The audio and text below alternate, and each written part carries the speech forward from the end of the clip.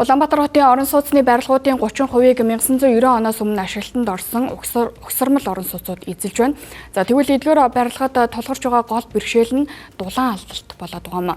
За хэдийгээр айл өрхүүд өөрсдөө хөөсөн цэр дулаалах хийж байгаа ч энэ нь барилгын насжилтыг уртсахад төдийлөн үр дүнтэй биш байгаамаа.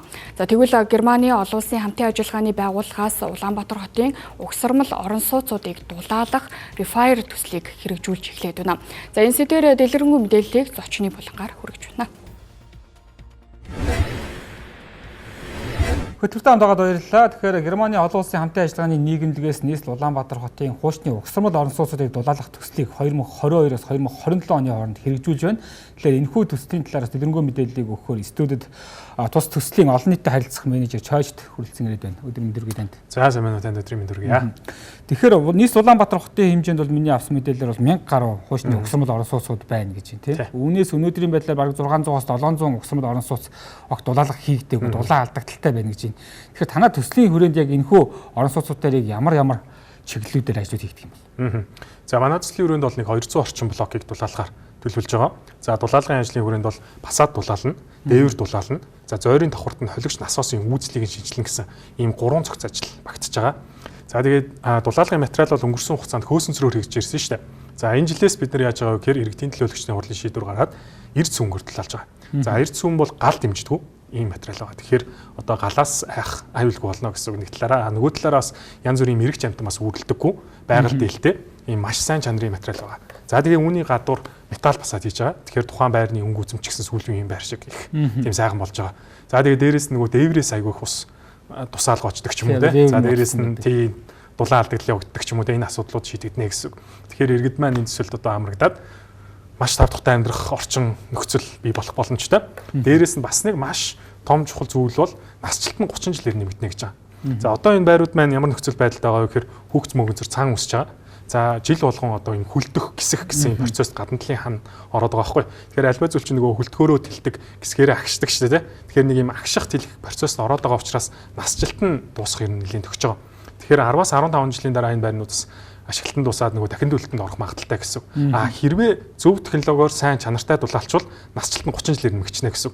Яагаад вэ гэхээр энэ хүлдэлт нь нөгөө гадна үндсэн бүтцээрээ явагдгаа болоод дулаалга дээр явагдана гэсэн. 15 см-ийн цуцаантай дулаалга хийчихээр тэр үндсэн ханаа бид нар хамгаалж чинь гэсэн үг байхгүй.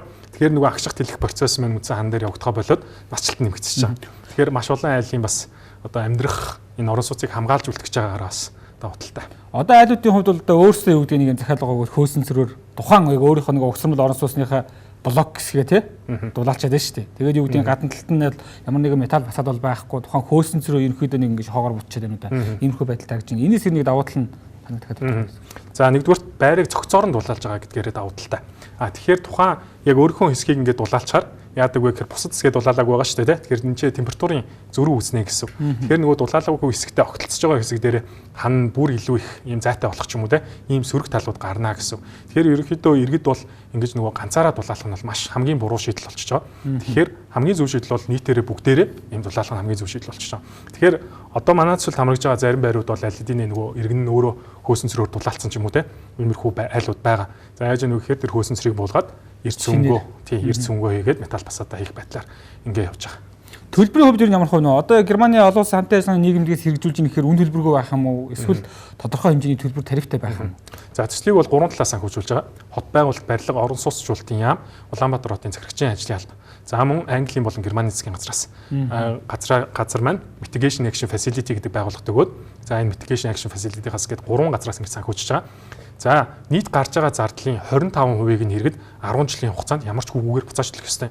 Тэгэхээр бид нэр одоо ямар шилжилт хийж ийнэ вэ гэхээр хуучин бол үнгүүд талдаг байсан шүү дээ. Тэгэхээр иргэд нь буцаад багч хамаагүй хэмжээгээр ингэ төлдөг энэ системийг одоо оруулж ирж байгаа. За тэр 25%-ийг нь бид нар авахгүй захирагчийн ажлын албан дээр санд төвлөрөөд дараагийн байрыг дулаалах тодорхой хэмжээний санхүүгийн их усүр болоод явна гэсэн үг.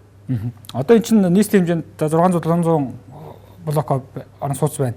Танай төслийн зүгээс энэ 200 блокийг бол одоо хамруулна гэж байна шүү дээ. Энд яаж ямар шаардлагаар хамрагдах юм шүү дээ. За төсөлд хамрагдах ердөө 3 шаардлага байгаа. Нэгдүгээрт хуучны угсармал орон сууц авах хэрэгтэй 90 оноос өмнө баригдсан 5-9-12 давхар. За хоёрдугаарт бол энэ Улаанбаатар хотод байрладаг байх хэрэгтэй.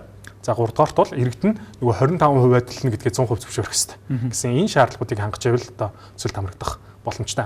Би сая газар хөдлөлтийн үнэлгээг бас орхитуулчлаа тийм. Газар хөдлөлтийн үнэлгээндээс тухайн байр нь хамрагдсан байх хэрэгтэй гэдэг одоо энэ шаардлагуудыг л хангасан байх хэрэгтэй тийм. Бүртгэлийн хугацааны хувьд яаж явах вэ? Одоо бас нөгөө юу гэдэг хэрэгжээд эхэлсэн аль хэдийн 100-аад бараг байр хамрагдахаа одоо илэрхийлчихэд байна шүү дээ. Одоо нэг үлдсэн дахиад нэг 50 орчим хувь үлдээд байна. Энэ дээр одоо хэдийн хугацаанд энэ бүртгэл нь явагдах вэ? За дээрэс нь өдөр газар хөдлөлтийн үнэлгээгээ гаргаагүй ч гэдэг юм уу? Ийм барилга объектуудын хувьд усмал орон сууцны хувьд явах хэрэгтэй. За төсөлд хамрагдахыг хүсвэл дулаан байр цэгийн гэдэг сайтаар ороод төсөлд хамрагдах гэдэг цэц дээр дарахаар ийм гарын хэсэг зурх маягт байгаа. За тэрийг татаж аваад одоо байрны оршин суугч бүр гарын хэсэг зурчнаа гэсэн үг. За тэр нь юуг илэрхийлж ийн гэхээр 25% буцаачлалыг зөвшөөрч гинэ гэдэг одоо гарын хэсэг гэсэн үг. За тэгээд цуглуулчвал дүүрэгтэйгээ ч юм уу очиж уулзаад энэ газар хөдлөлтийн үнэлгээг дүүргийн төсвөөс шийдэх боломжтой юу гэх байдлаар хандах боломжтой. За бидний хамтарч байгаа зарим дүүргүүд бол дүүргийнхаа төсвөөс энэ газар хөдлөлтийн үнэлгээг бас төсвийн шийдээд өгье гэдэг байдлаар ингэ явж байгаа. Тэгэхээр энэ хоёр маань байвал тэгэл төсөлд авчираад өгөөд чагсаалтанд орно. Одоогоор бол 100 гаруй за бараг 140 50 блокийн чагсаалт манай дээр бүрдээ явж байгаа. Айгүй олон байршлуудад иргэд гарын хэсэг ингээ зураад цуглуулад явж байгаа. За бид нар одоо нөгөө том мэн гүйцүүл тэгэл зогсноо гэсэн үг. За одоо энэс цаашаа бид нар бүртгэхгүй шүү нэ гэдэг байдлаар одоо иргэдтэйгээ хандаад явна да. 25% төлбөр маань ер нь тооцоод үзэх юм бол одоо юу гэдэг нь за нэг 2 угсрамлын 2 өөр орон сууцтай ч юм уу ийм айлын хувьд ер нь ямар хөө тооцоол гарах вэ? За энэ 5 давхар 9 давхар 12 давхраараа тус бүр өөр гарч байгаа. За 9 давхар байран дээр аваад үзэхэд 9 давхар байрны айл метр квадратуудаа сар болгон 650 төгрөг төлнө гэсэн үг. За энэ юу гэсэн үг вэ гэхээр одоо нэг 40 м квадраттай нэг өрөө байвал 25 орчим мянга. 50 м квадраттай 2 өрөө бол 30 гаруй мянга. За 3 өрөө чинь нэг 63 м квадрат гэдэг шүү дээ. Тэгэхээр нэг 40 орчим мянга ч юм уу сар болгон төлнө гэсэн үг. Тэгэхээр бид нэр өмнө нь бол нөгөө айл болгоны ингээд тооцоо хийгээд айгүй цаг хугацаа алдаадсан. Тэгэхээр энэ жишг үнийн дагуу явж байгаа. Энэ нь бол 9 давхрын хувьд 650, 5 давхрын хувьд 797 төгрөг гэж метр квадратт мөн гарч явж байгаа. За баярлалаа. За үзэгчтэй Германы олон улсын хамтын ажиллагааны нийгэмлэгийн зүгээс бас Монгол улсад Улаанбаатар хотод хэрэгжүүлж байгаа энэхүү хуучны угсрамл орон сууцуудыг дулаалгах томхон төслөөр мэдээллийг хүргэлээ хөтөлбөр үргэлжилж байна.